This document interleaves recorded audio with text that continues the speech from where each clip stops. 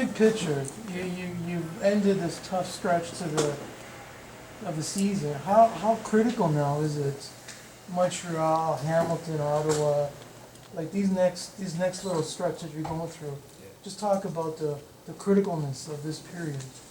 Well, I think the stretch we just went through is critical, and I think the thing that you can't get sidetracked by is I hear a lot of people, we talk about, okay, you're back in the East, football's football.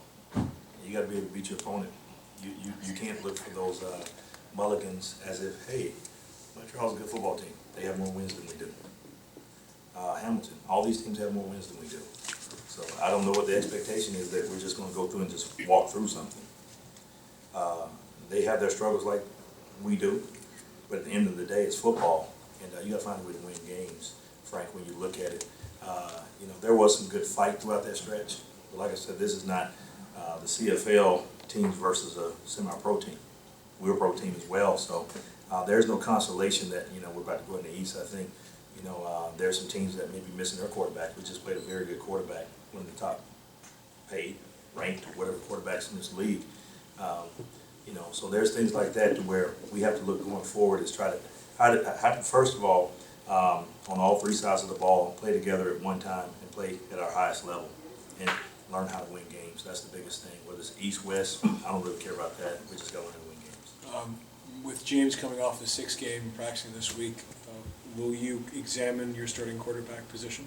Yeah. Well, I have to look at the film. I don't think that the offense didn't play poor in my mind. Just looking at it, there's some things good enough. Defensively, we couldn't do what we needed to do to help him out, and that's what we got to make sure we play there. I think there's going to be a progression for James. And I've got to talk to him about that. Coming off 6 games, you're throwing for 1 or 2 weeks. Man, that's not enough time to really get ready to go and get in sync. So that'll be a progression. I expect him to take some of the reps in practice. How long that progression lasts, don't know. Just see that growth to get him back where he needs to be. So the biggest concern is make sure the offense score points and the defense stop scoring points, and the special teams do that. And James Wilder Jr., he was listed on the depth chart as the backup to Burks. He doesn't play. He sits out. What's going on? What's his status going forward? Yeah, well, that's something that we had to sit down with James on this after the rundown tomorrow and see exactly where he is. I know he felt like 1 more week would make him a little bit healthier. I'm all for guys getting healthy, no problem with that. So we just got to sit down. I know there were some rumors about him being traded that hadn't been discussed. Hadn't been any thoughts there. Like anything else, when you're wanting whatever, then some guys start looking for different things and they want to play and they want everything to go right. It's not going to go right all the time. So we had to sit down there and see exactly where we are with that to kind of quell some of those rumors and see what's really going on, because I don't know anything about a trade. Jim hadn't talked about it. I hadn't talked about it. It was just one of those things that he felt like he wanted to be a healthy scratch. So that's what we did. Corey, sometimes it appears CFL coaches hang on to the challenge flags. Yeah. You released yours really early. Were you trying to get that lead that you think or you do think you need? Well, that was probably the only thing I won tonight was a challenge flag. But the one, that second one was, he's at or below the knees. And, it's one of those things to where anytime they're hitting the quarterback, you want to try to protect him.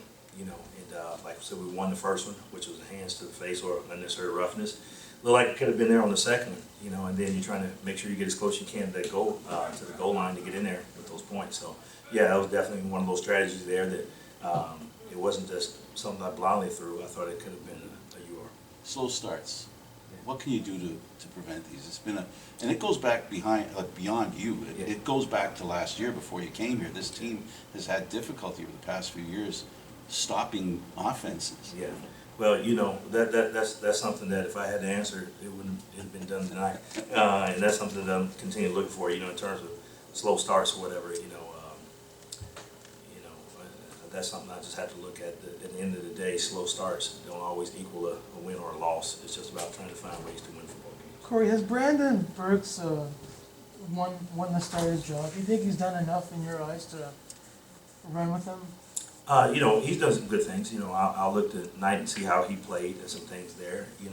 It was never, to me, it's just not about the starter's job. It's about how healthy our backfield is and how productive we can be in the backfield. I think there's been some production between him and Rainey, you know, over the last couple of weeks, and that may change, and it may be here in Wilder, you know, but at the end of the day, I think we were productive in the run game tonight, and that's the most positive thing. I just want to go back to something you said, that James made the decision to be a healthy scratch tonight. Like, well, is that just like he didn't want to do maybe the job that you and the coaches felt that he needed to do in this game? You know, when you look at that, Matt, that's one of those things to where, like I said, it gets to the end of the week, there was a little bit of confusion on what exactly needed to be done and how we wanted it done. So we'll clean that up at the beginning of this week, and we'll reevaluate it on exactly what his job would be going forward.